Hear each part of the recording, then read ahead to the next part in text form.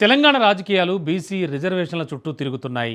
ఇచ్చిన హామీని నిలబెట్టుకునేందుకు కాంగ్రెస్ ప్రభుత్వం వడివడిగా అడుగులు వేస్తోంది. ఈ క్రమంలోనే బీసీలకు 42% రిజర్వేషన్ల ఆర్డినెన్స్ ముసాయిదా రాజ్భవన్కు చేరుకుంది. ఆర్డినెన్స్పై గవర్నర్ నిర్ణయం కీలకం కావడంతో సర్వత్రా ఉత్కంఠ నెలకొంది. గవర్నర్ ఆమోదం తెలిపితేనే స్థానిక ఎన్నికల్లో బీసీలకు 42% రిజర్వేషన్లు దక్కే అవకాశం ఉంటుంది.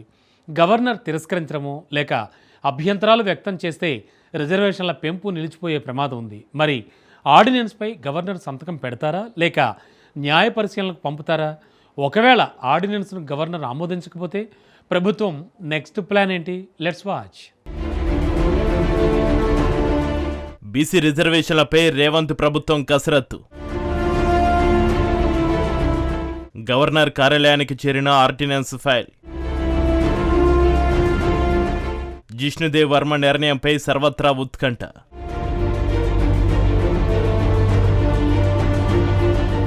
బీసీ రిజర్వేషన్ల ప్రక్రియను వేగవంతం చేసేందుకు రేవంత్ సర్కార్ కసరత్తు చేస్తోంది.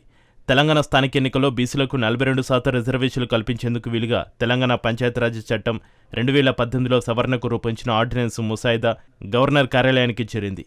ఆ చట్టంలోని సెక్షన్ 285A సవరించాలన్న మంత్రివర్గ నిర్ణయం మేరకు ప్రభుత్వం ఈ ఫైల్ను గవర్నర్కు పంపింది. ప్రభుత్వం పంపిన ఈ ముసాయిదాకు గవర్నర్ ఆమోద ముద్ర వేస్తారా లేదా అనే సస్పెన్స్ కొనసాగుతుంది. సెప్టెంబర్ 30లోపు స్థానిక ఎన్నికలను పూర్తి చేయాలని హైకోర్టు ఇప్పటికే ప్రభుత్వానికి ఆదేశాలు జారీ చేసిన నేపథ్యంలో బీసీలకు 42% రిజర్వేషన్ల అమలుపై సందేహాలు వ్యక్తమవుతున్నాయి.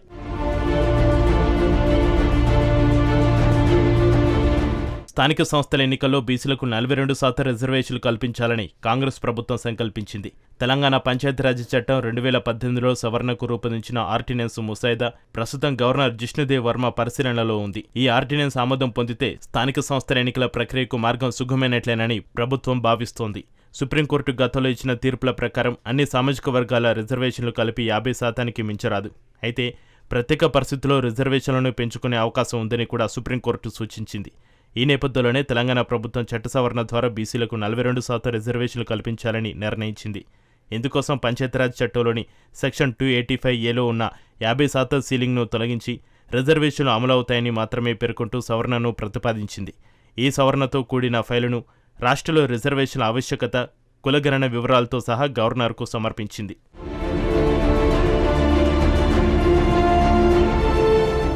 తెలంగాణ ప్రభుత్వం పంపిన ఆర్డినెన్స్ ముసాయిదాపై గవర్నర్ జిష్ణుదేవ్ వర్మ నిశితంగా పరిశీలన జరుపుతున్నారు. న్యాయ నిపుణులతోనూ ఆయన చర్చలు జరుపుతున్నారు.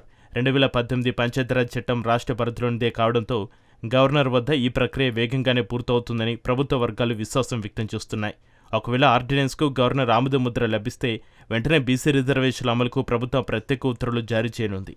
బీసీ రిజర్వేషన్లపై ఏర్పాటిన ప్రత్యేక కమిషన్ కీలక పాత్ర పోషించనుంది. ఈ కమిషన్ గతంలో ఇచ్చిన నివేదిక సుప్రీంకోర్టు 50% నిబంధనకు లోబడి ఉంది. ఇప్పుడు ప్రభుత్వ రిజర్వేషన్లను పెంచేందుకు ఆర్డినెన్స్ తీసుకురానుండడంతో బీసీలకు 42% ప్రకారం రిజర్వేషన్ల కేటాయింపు, అన్ని కులాల రిజర్వేషన్లు కలిపి ఏ మేరకు వస్తాయో తెలియజేస్తూ సమగ్ర నివేదికను వారం రోజుల్లో ప్రభుత్వానికి అందించనుంది. వార్డు సభ్యులకు గ్రామ యూనిట్గా, సర్పంచ్కు మండలం, ఎంపీపీలకు, ఎంపీటీసీలకు జిల్లా, జడ్పీ చైర్మన్లకు రాష్ట్ర యూనిట్గా ఇప్పటికే 5-6 రకాల నివేదికలు రూపొందించగా ఇప్పుడు కొత్త నిబంధనలు 42% రిజర్వేషన్ల మేరకు వాటిని తిరిగి రూపొందించనున్నారు.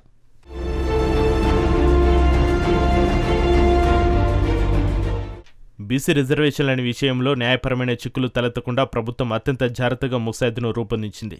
పంచాయతీరాజ్ చట్టానికి చేస్తున్నది చిన్న సవరణే కావడం వల్ల గవర్నర్ ఆమోదం త్వరగానే లభిస్తుందని ప్రభుత్వం ఆశిస్తోంది. అంతేకాకుండా ఈ ఆర్డినెన్స్కు వ్యతిరేకంగా ఎవరూ కోర్టుకు వెళ్లే అవకాశం ఉండదని, కేవలం జీవులపై మాత్రమే వెళ్లే అవకాశం ఉందని ప్రభుత్వ న్యాయ నిపుణులు అంచనా వేస్తున్నారు. ఈ అంశంపై ప్రభుత్వం నిరంతరం న్యాయ నిపుణులతో సంప్రదింపులు జరుపుతోంది. ఆర్డినెన్స్పై గవర్నర్ ఆమోదం తెలపగానే 42% రిజర్వేషన్ల అమలుకు సంబంధించిన జీవో విడుదల చేయడం, బీసీ డెడికేటెడ్ కమిషన్ నివేదిక రావడం, ఆ వెంటనే రాష్ట్ర ఎన్నికల సంఘానికి ప్రభుత్వం గ్రీన్ సిగ్నల్ ఇవ్వడం వంటి పరిణామాలు వేగంగా చోటు చేసుకుంటాయని అధికార వర్గాల్లో చర్చ జరుగుతోంది. అయితే ఆర్డినెన్స్కు గవర్నర్ ఆమోదం తెలుపుతారా లేదా అనే సస్పెన్స్ కొనసాగుతుంది. ఒకవేళ రాజ్భవన్ నుంచి ఆమోదముద్ర రాకపోతే ఇది రాజకీయంగా ప్రతిపక్షాలపై విమర్శలు గుప్పించేందుకు ప్రభుత్వానికి మరో అస్త్రంగా మారుతుందని అధికార వర్గాలు అభిప్రాయపడుతున్నాయి. మొత్తం మీద స్థానిక సంస్థల ఎన్నికల ప్రక్రియ ముందుకు సాగాలంటే గవర్నర్ నిర్ణయం అత్యంత కీలకంగా మారే అవకాశం కనిపిస్తోంది. మరి ఆర్డినెన్స్ ఫైల్పై గవర్నర్ ఎలా స్పందిస్తారో వేచి చూడాలి.